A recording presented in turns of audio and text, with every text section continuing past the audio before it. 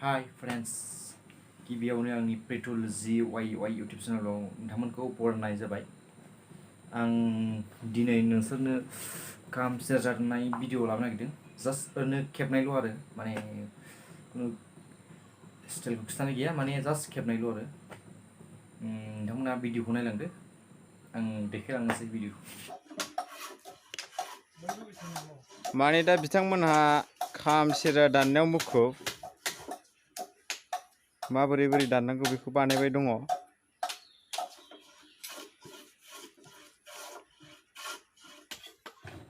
नोंथांमोननो सोरनोबा नांगौ जायोबा कन्टेक्ट खालाम, खबर ला, अर्डार खालामहर।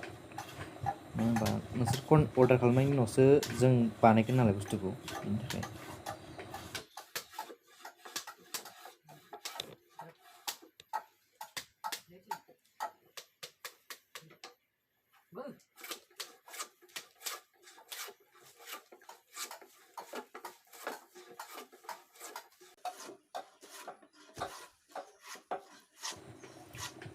सेरजा नांगौ जायोबा सेरजाबो अर्डार खालामनो हागोन आरो खाम अर्डार खालामनो हागोन आरो सिफुङाबो ट्रेडिसन खालामबा ट्रेडिसन मोनगोन आरो क्लासिकेल नांगौबा क्लासिकेलखौ मोनगोन।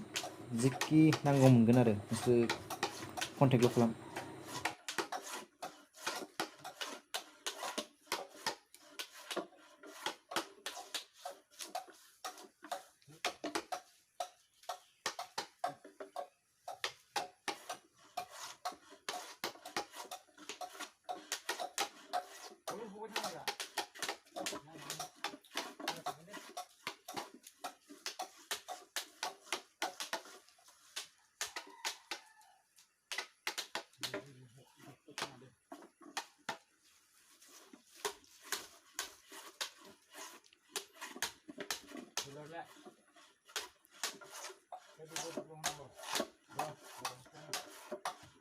दा नोंथांमोना भिडिअखौ नुबाय जानांगौ, जोंनि सेरजा खाम दामनाय भिडिअखौ।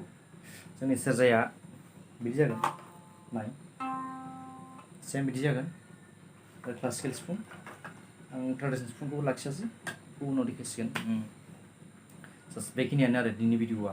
आंनि भिडिअखौ मोजां मोनोबा लाइक खालाम, चेनेलखौ साबस्क्राइब खालामनानै अल नटिफिकेसन खालामनानै दोन, जाहाथे आंनि नेक्स्ट भिडिअ बेनि उनाव सिगांसिन सहैगोरो, बेनि थाखाय।